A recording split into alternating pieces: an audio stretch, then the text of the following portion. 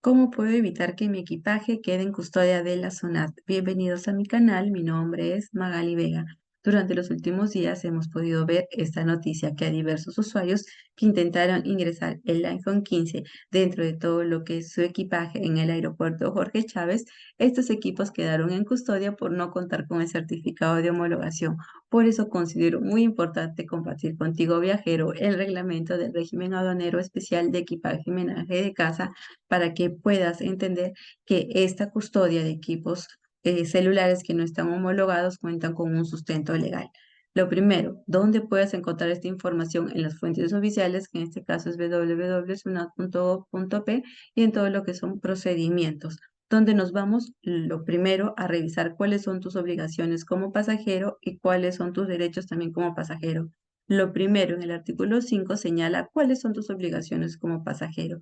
Si dentro de todo lo que es tu equipaje tienes mercancía restringida, mercancía prohibida, mercancía que se encuentra sujeta al pago de tributos, dinero en efectivo que supera un monto de los $10,000, te encuentras obligado a realizar todo lo que es una declaración del pasajero. Esas son tus obligaciones.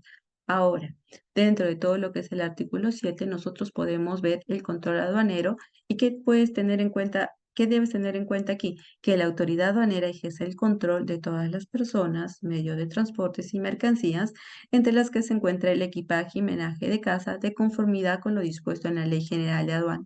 Por eso es que nosotros podemos ver cómo nuestro equipaje pasa por estos escáneres y a través de un análisis de riesgo determinan si aperturan o no aperturan todo lo que es tu equipaje.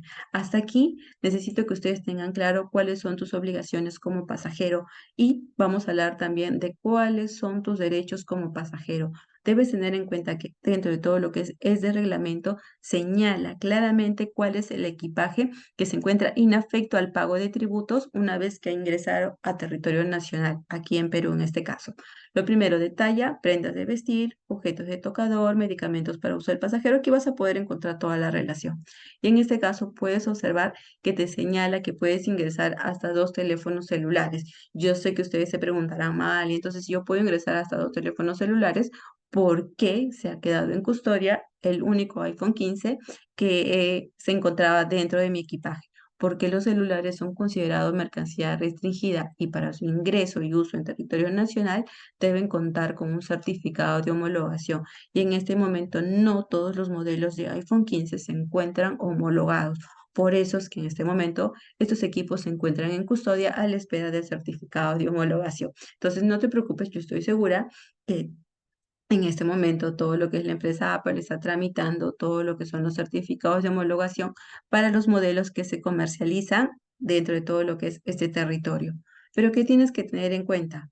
Por ejemplo, en este caso, este pasajero que transportaba hasta 7 teléfonos iPhone 15, debes considerar que como dentro de su equipaje se encuentran productos, mercancías que superan el monto de los $10,000, porque en promedio un iPhone 15 supera los $1,500, estamos hablando de 7 unidades, que es $10,500.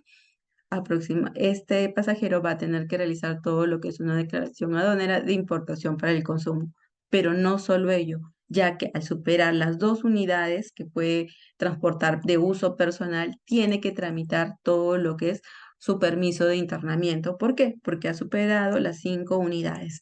No solo eso, además de tramitar el permiso de internamiento, tiene que tener el permiso de casa comercializadora para poder continuar con todo lo que es su despacho. Así que no te olvides, como pasajero tienes obligaciones y también tienes derechos, por lo cual te invito a revisar todo lo que es este listado de equipaje inafecto para que de esta manera puedas saber cuáles son los productos que sí o sí pueden entrar dentro de todo lo que es tu equipaje o tu maleta. Así que no te olvides de compartir esta información para quien creas que lo necesite. Gracias.